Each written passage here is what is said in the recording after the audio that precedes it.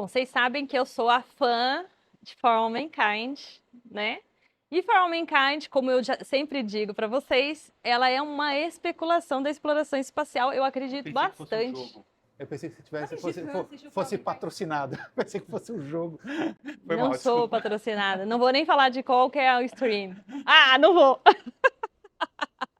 Gente, mas na série For All Mankind, como ela segue uma trajetória da exploração espacial que é muito próxima à que a gente está seguindo, não vou dar spoiler, vou dar só mais ou menos.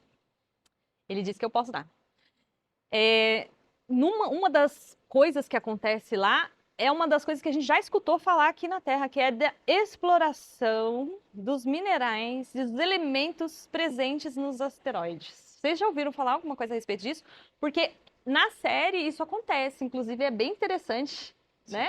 Eu comentei com você que eles colocam uma nave para poder mudar a órbita do asteroide. Isso é bem interessante. Sim, sim. Isso algo completamente em voga e discutido, né? Você tem até empresas que já foram fundadas com o objetivo de minerar asteroides. Ou seja, você lançar uma espaçonave, coletar um asteroide em alguma órbita, trazer próximo da Terra e minerar esse asteroide. Nossa, muito olhe, não olhe para cima isso.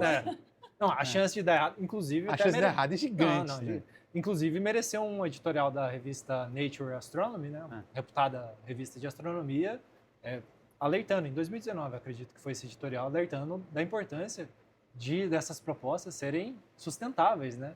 E serem responsáveis, né? Porque às vezes não... Se a gente pensar na Samarco, por exemplo, o desastre de Mariana que aconteceu no Brasil, são coisas a se levar em conta. Né? Com certeza. Não é só isso não, gente, porque uma das coisas... A gente está falando aí de impactos com relação a coisas que vêm e destrói, mas impactos financeiros também, porque imagina que hoje a gente equilibra nossas finanças baseada nas reservas que a gente tem de alguns minérios, por exemplo, o ouro. Agora, você traz o ouro de outro lugar, você desbalanceia toda a cadeia econômica do planeta. Eu ia falar isso, tipo, eu não sei em qual foi o asteroide ou qual especularam essa possibilidade. É o Psyche. É o Psyche, uma quantidade de... Era ouro que tinha ali, não? Qual que era o mineral muito valioso? Tinha algum mineral muito valioso que, tipo... em quantidade abissal, muito maior do que a quantidade que existia no planeta em algumas vezes mesmo, assim. É abissal a quantidade. Tipo, o pessoal falando, não, então seria muito interessante explorar, só que ao mesmo você explorar uma coisa dessa, você cria uma abundância que faz a coisa perder valor totalmente. A única forma viável economicamente, se você pensar em trazer para a Terra, é em monopólio, né? Você vai segurar aquilo e distribuir controladamente. Sim. Manter aquele monopólio. Mas até onde eu sei, a mineração de asteroides não é pensando em trazer esses minérios para a Terra. É em disponibilizar esses minérios, fazer construções, fábricas espaciais que vão projetar as próximas espaçonaves do futuro. Essa é a grande ideia. Essa é a grande ideia. Senhora, muito... ficção científica. Não é ficção, é um caminho, é um caminho. Quem sabe, 50, 80 anos é um pulo histórico. 50 anos só? Caramba, cara. Eu não diria, às vezes até menos. E se você... Tem série que já faz isso, viu? Tem uma série muito legal, The Expanse, que é uma série bem legal, que inclusive eles têm pessoas que trabalham no próximo aos cinturões de asteroides, já fazendo isso. É extremamente interessante quando a série começa a colocar isso, porque você tem que lembrar, né? 2001, Odisseia no Espaço, a gente... Talvez naquela época, quando assistiu, quando ela foi lançada, pensava, não existe, onde já se viu tudo o que acontece, e a gente está vendo uma boa parte do que aconteceu na série 2001, Odisseia no Espaço, se tornando realidade. Então, pode ser que um dia aconteça. Por conta da ISS e tal, né? Não, por conta da ISS, no caso da 2001, mas com relação à série The Expanse, e até mesmo a For All Mankind, que mostra esse lance de você capturar um asteroide, ou de você colocar um grupo de pessoas, ou um local de mineração mesmo lá em órbita, né? Então você cria um...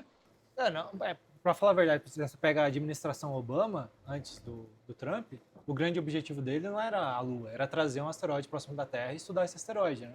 Aí, tá vendo? Eu falei que... principal.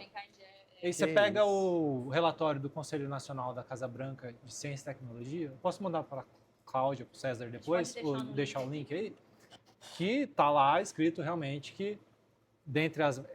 para análise, né, de defesa planetária, né, para desviar asteroide de rota de colisão com a Terra, mas tem lá um parágrafo falando que um dos interesses é trabalhar ativamente com empresas privadas para pensar na possibilidade de mineração de asteroides. Inclusive Em 2015, os Estados Unidos foi o primeiro país a passar uma legislação que dá direito a cidadãos americanos de possuir, transportar, vender e tudo mais que você imaginar corpos celestes. Então, você pensa restos de asteroides, enfim.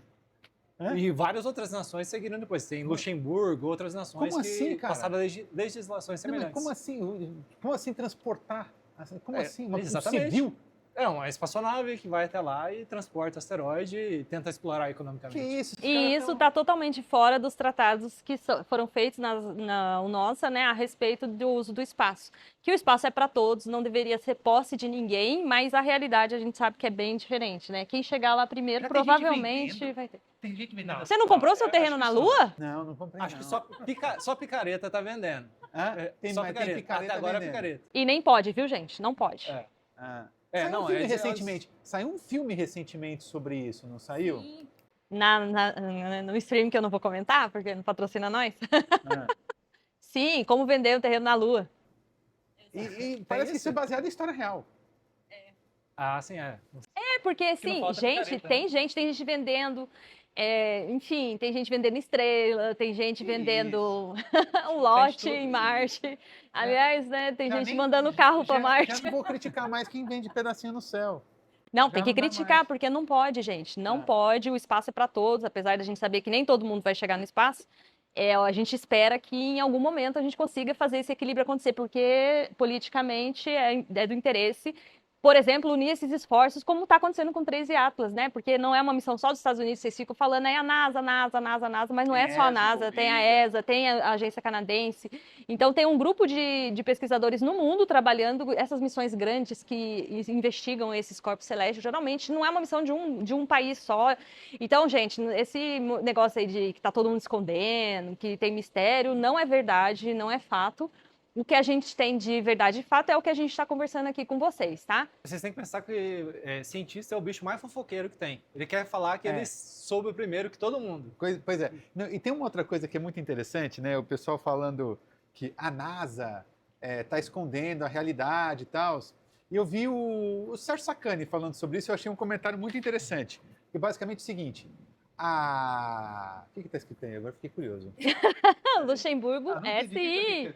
Luxemburgo é o país que tem maior quantidade de startup de exploração espacial. Aliás, Luxemburgo na verdade, Luxemburgo está bombando com isso, né? Entendi. Luxemburgo vive de especulação. Não vive, não. Claro que vive. Não é só banco, aqui é parada fiscal total. É verdade, é bem rico. Eu adorei quando eu estive lá. Foi o segundo país, depois dos Estados Unidos. Mas essa que é a verdade. Depois do... Agora, só voltando ao que eu estava falando, se a NASA soubesse que o 13 Atlas, por um acaso, fosse uma nave espacial de uma civilização inteligente, eles seriam os primeiros a anunciarem, porque eles estão carecendo de grana. Sim. Eles estão carecendo de investimento. Eles estão zerados, estão vivendo um período de shutdown, onde não tem verba para a NASA. A NASA está com risco de praticamente acabar. Então, vocês não se preocupem. Se a NASA estivesse sabendo disso, eles não iam guardar esse segredo. Eles iam anunciar para tudo que é local. E nesse caso de notícias importantes que a NASA mandou nos últimos tempos, tem uma que o pessoal parou de falar agora, né? Que é quando eles identificaram algumas coisas lá em Marte que podem ser algum tipo de vida primitiva. Isso que está em análise ainda, que precisa até, né, de investimento para buscar lá as amostras que foram coletadas lá. Isso daí é o mais importante. Eu acho que é uma das notícias mais importantes recentes, né? 13 Atlas ainda vai dar bastante matéria para conversa. A gente vai ter ainda as missões que vão se aproximar para poder pegar mais dados e obter mais informações, mas infelizmente, se você sonhou que você ia encontrar uma nave alienígena e que toda aquela ficção que você está assistindo ia se tornar realidade a partir desse cometa, eu sinto te informar, não vai ser dessa vez. Você quer ficção, vai ver filme. O filme é legal. Bem legal, bem legal, bem legal. E é por isso também que é importante estudar, é por isso que é importante esse canal, é por isso que a gente está levando bem a sério esse lance de trazer pessoas capacitadas para estar conversando com vocês, porque ciência e conhecimento, a gente precisa de tempo. Faz um tempão que você está estudando tudo isso, sim, né? Eu, o César. E você falou um negócio interessante, que é a possibilidade de vida, né, em outro planeta. E o pessoal está especulando sobre esse cometa, né? Sem qualquer evidência que leve a pensar sobre isso. Mas, como você falou, em Marte a gente teve essa descoberta interessante recentemente, né? Que precisa de mais análise. E nos próximos anos a Europa Clipper deve chegar em Europa, que é a grande lua promissora no sistema solar a suportar a vida. Então, né? só vou deixar claro, é Europa-Lua. É Europa-Lua, não é um satélite que vai fazer uma trip pela Europa, é Europa-Lua. Sim, né? uma lua de Júpiter. Uma lua de Júpiter. Que é uma lua que existe a possibilidade de que tenha uma capacidade da gente se abrigar lá, né? Um corpo celeste aí que parece ter condições para que, se algum dia a gente precisar escapar aqui da Terra, né? A gente ter algum lugar onde a gente possa viver. Perfeito. Mas é um assunto... Pode falar? Não, né? Na Europa Clipper a gente não vai viver, que é muito gelado, né? Mas...